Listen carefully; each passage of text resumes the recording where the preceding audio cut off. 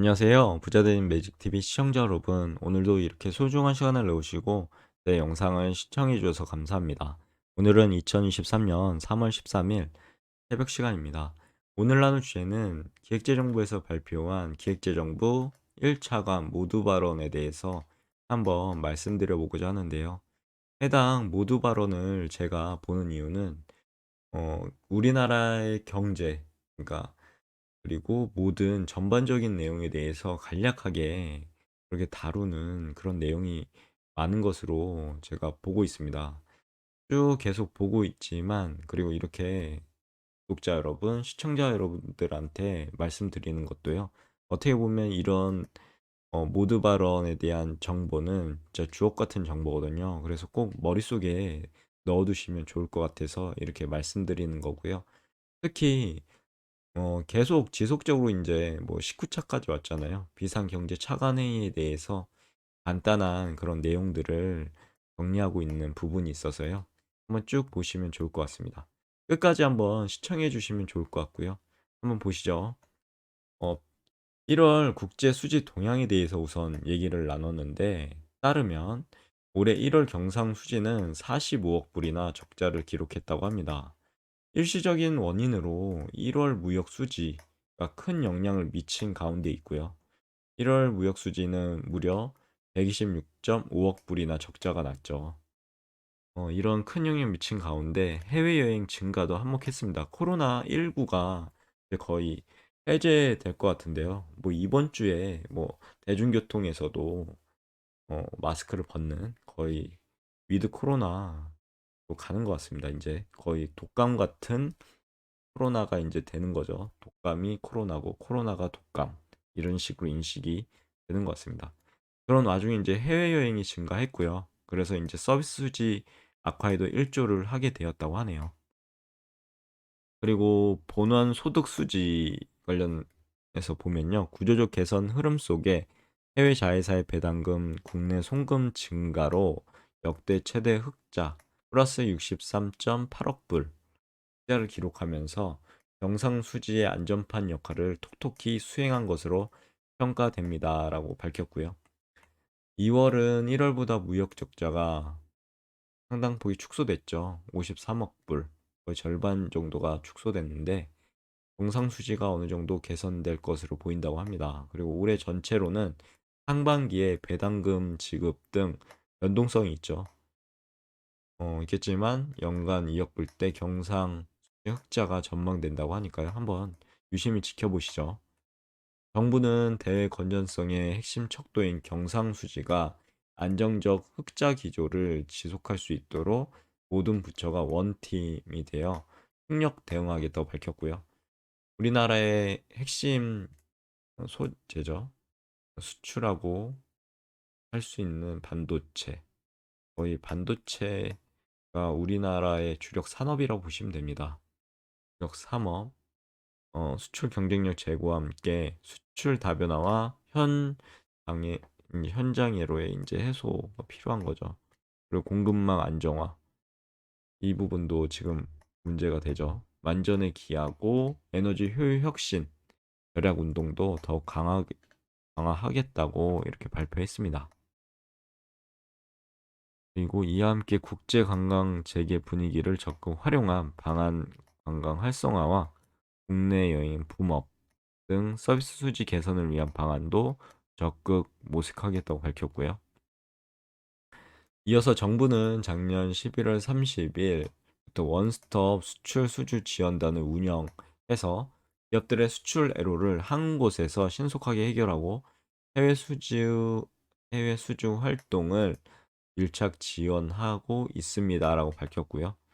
그리고 그간 물류, 통관, 그리고 금융 보증, 마케팅 등 총 353개의 수출 현장 애로를 접수했다고 합니다. 이 중 304개를 해소 종결했다고 하고요. 나머지 건에 대해서도 해소 방안을 지속적으로 강구하겠다고 밝혔고요. 또한 해외 발주 사업을 국내 기업들과 연결해주고 입찰 과정에서의 금융, 보증 관련 컨설팅을 제공하는 등 수주 활동을 적극 지원하고 있다고 밝혔고요. 조속한 시일 내에 지원단 자체 홈페이지를 개설한다고 하고 온라인의 애로 접수 창구를 일원화하는 한편 기관별 수출 지원 제도 및 프로그램 정보를 통합 제공해서 기업들이 필요한 지원 사항을 한눈에 확인할 수 있도록 하겠다고 밝혔습니다. 아울러 업종별 협단체나 수출기업 간담회 등을 통해 수출 애로사항을 직접 청취한다고 하고요. 기업들의 수출 수주 지원에 만전을 기해야겠습니다라고 밝혔고, 최근 들어 에너지 가격 상승세가 다소 둔화됐으나 글로벌 에너지 위기 여파가 아직까지 우리 경제의 불안 요소로 남아있는 건 사실입니다. 우리나라의 90% 이상의 에너지를 수입에 의존하면서도 소비량은 세계적으로 매우 높은 수준이라고 하네요. 물가 안정, 무역 수지 적자 완화 등을 위해서 국민 모두가 힘을 합쳐 에너지 소비를 절감할 필요가 있다고 합니다. 그간 공공부문 중심으로 추진해온 동절기 에너지 절약 노력을 연중 상시한다고 하고요. 전 국민이 동참하는 강력한 절약 운동으로 확산하고자 한다고 밝혔습니다. 그리고 가정, 학교, 회사 등 생활 속에서 실천할 수 있는 과제들을 포함한 에너지 효율 혁신 및 절약 강화 방안을 마련 중에 있다고 하고요. 추가 논의를 거쳐 3월 중에 발표할 예정이라고 하니까요. 이 부분도 참고해 보시면 좋을 것 같습니다. 그리고 회의는 이제 경제안보 핵심 품목 TF회의를 겸해서 개최했죠. 그리고 2021년 12월 200대 경제안보 핵심 품목 최초 선정 이후 핵심 품목의 공급망 안정화 기반 구축을 위해 노력해 왔으나 최근 기술의 변화와 급변하는 대내 여건 속에서 핵심 품목의 전반적 재정비 필요성이 증가하고 있다는 사실이고요. 이에 따라 공급망 리스크가 낮아진 일부 품목을 제외하고요. 리스크가 우려되는 품목을 추구하는 등 개편 작업을 추진한다고 합니다. 그리고 최근 주요국의 수출 규제 및 수급 여건 변화 등에 인해 공급망 리스크가 발생했으나 간접적인 영향이 우려되는 품목을 핵심 품목에 포함해서 안정적으로 관리해 나가겠다고 밝혔고요. 어, 요즘에 핵심 분야죠.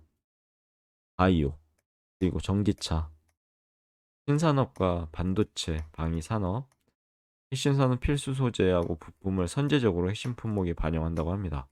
이 부분 투자자의 관점으로 해당 관련된 기업 한번 조사해 보시고 해당 재무제표나 다트 사이트 같은 그리고 어 여러 가지 이제 언론에 대한 그런 발표들이나 해당 기업들이 발표한 자료들을 꼼꼼하게 한번 챙겨 보시고요.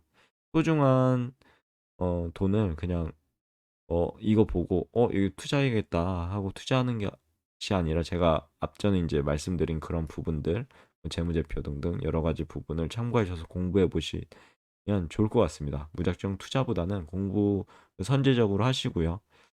음, 보시면 좋을 것 같고 그간 소부장 성과 등을 통해 국내 생산 기반을 구축한 핵심 품목의 전 단계에 들어가는 핵심 원료 소재를 추가해서 밸류체인 단계별로 면밀한 관리를 주력하겠다고 했고요. 마지막으로 최근 생활 패턴의 변화가 있었죠.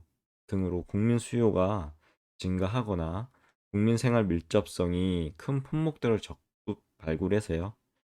공급망 리스크를 선제적으로 관리토록 하겠다고 밝혔다고 합니다. 정부는 관계부처 협의를 통해 조속히 개편 작업을 마무리해서 차기 대외 경제장관회의 등을 통해 개편안을 확정할 예정이라고 합니다. 여기까지가 이제 모두 발언의 마지막인데요. 간단하게 정리해 보자면요. 우선 제19차 비상경제차관회의가 있었고요. 그리고 그 속에서 기획재정부 1차관 모두 발언이 있었습니다. 어, 우선 국제 수지 동향에 대해서 밝혔고요. 1월 경상 수지가 45억 불 적자, 그리고 1월 무역 수지가 영향을 미쳤고, 그리고 해외 여행 증가가 있었다고 합니다. 여기서 이제 여러모로 악화가 된 거죠. 서비스 수지도 악화되고요. 그리고 2월에는 무역 적자가 축소됐고 그리고 경상수지도 어느 정도 개선될 것으로 보인다고 합니다. 그리고 연간 200억 불대 경상수지 흑자가 전망된다는 그런 예상치. 그리고 반도체 같은 주력 산업이 있잖아요. 그런 수출 경쟁력 제고를 위해서 여러모로 이제 노력한다는 사실. 그리고 여러 원스톱 수출 수주 지원단을 통해서 수주 활동을 밀착 지원하고 있다는 부분. 뭐 여러 가지 이제 정보들이 있죠. 이런 정보들 기획재정부에 수행 자료 있거든요. 한번 가보셔서 쭉 읽어보시면 좋을 것 같습니다. 오늘의 영상은 여기까지고요. 내일도 더 좋은 콘텐츠 그리고 유익한 콘텐츠 가지고 찾아뵐 수 있도록 열심히 노력해 보도록 하겠습니다. 이상입니다. 감사합니다. 좋은 하루 되세요.